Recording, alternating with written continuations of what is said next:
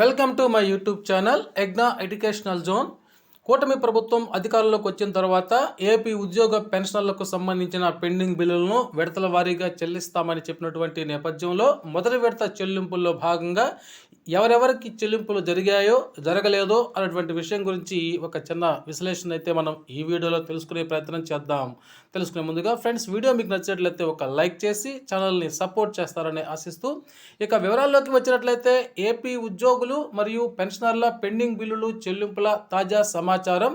ఇక్కడ కొంతమంది మిత్రులకి ZPPF final payment of February 2024 ఇంతవరకు క్రెడిట్ కాలేదు, రీజన్ అని తెలుపగలరు. అదేవిధంగా జూలై మంత్ జీపీఎఫ్ కూడా జమ కాలేదని చెప్పి అడుగుతున్నారు. వాటిని గురించి మనం ఇప్పుడు ఒకసారి తెలుసుకునే ప్రయత్నం చేద్దాం. బకాయిల చెల్లింపుల్లో భాగంగా ఒక నెల సిపిఎస్ మ్యాచింగ్ గ్రాంట్ ఎన్పిఎస్ అకౌంట్కు జమ చేయబడ్డాయి. మార్చి 2024 సిపిఎస్ కాంట్రిబ్యూషన్ అనేది ఉద్యోగుల ఖాతాల్లో జమ అయింది.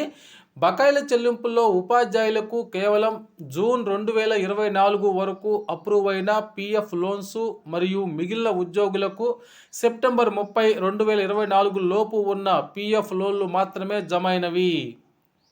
జనవరి 2025 వరకు ఉన్న మెడికల్ రియంబర్స్మెంట్ బిల్స్, అదేవిధంగా సిపిఎస్ ఉద్యోగులకు ఒక నెల మ్యాచింగ్ గ్రాంట్స్లు మాత్రమే క్రెడిట్ అయ్యాయి అనేటువంటి విషయాన్ని మిత్రులు గమనించగలరు. ఉపాధ్యాయులకు డిఏ, సరెండర్ లీవ్ బిల్లులు విడుదల చేయలేదు. ఇక ఇందాక ముందుగా మనం తెలియజేసుకున్నట్లుగా ఇక్కడ మనం చూసినట్లయితే డిఏ అరియర్స్ గురించి ఏమిటి, అదేవిధంగా ఏపీజెల్ఐ గురించి ఏమిటి అని చెప్పేసి మన మిత్రులైతే అడుగుతున్నారు. అయితే ఈ డిఏ గురించి, ఏపీజెల్ఐ గురించి, ఎస్ఎస్ గురించి ఉద్యోగులకు సంబంధించి మొన్న ఆర్థిక శాఖ సమీక్షలో భాగంగా దీని మీద ఎటువంటి నిర్ణయం తీసుకోలేదు. అయితే ఇక్కడ మనం చూసినట్లయితే జెడ్పీపీఎఫ్ ఫైనల్ పేమెంట్ ఫిబ్రవరి 2024 ఇంతవరకు జమ కాకపోవడానికి కారణం ఏంటంటే ఇక్కడ మనకి రెండు కారణాలు. ఉద్యోగులకైతే, ఉపాధ్యాయులకైతే కనుక జూన్ వరకే జమ అయ్యాయి.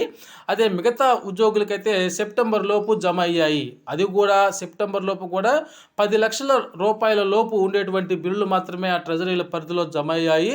10 లక్షలకు మించినటువంటి బిల్లు అయితే ఇంతవరకు వాళ్ళకి జమ కాలేదు, అందువల్ల జమ అయి ఉండకపోవచ్చని తెలుపుతున్నారు. అదేవిధంగా ఇప్పటి వరకు ఏపీ ప్రభుత్వము ఉద్యోగులు మరియు పెన్షన్లకి సంబంధించి పిఆర్సీ అరియర్ల ద్వారా 6,226 కోట్లు రూపాయలని, అదేవిధంగా డిఏ అరియర్లు అనగా పిఆర్సీకి ముందు ఉండేటువంటి డిఏ అరియర్ల ద్వారా, పిఆర్సీకి తర్వాత వచ్చే డిఏ అరియర్ల ద్వారా అయితే కొంత మొత్తాలను చెల్లించాల్సి ఉంది.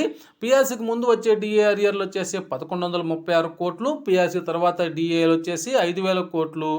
ఇక పిఎఫ్ లోన్లు, పార్ట్ పేమెంట్ లోన్లు, ఏపీజెల్ఐ లోన్లు మొత్తం కలిపి 550 కోట్ల రూపాయలని, సరెండర్ లీవ్ మొత్తాలు 5,500 కోట్ల రూపాయలైతే బాకీ ఉన్నది.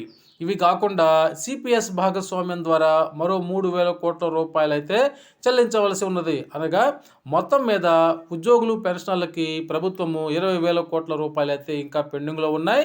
వీటిని కూడా దశల వారీగా చెల్లిస్తామని ఏపీ ప్రభుత్వం అయితే తెలియజేసింది. ఓకే ఫ్రెండ్స్, ఇది ఈనాటి సమాచారం.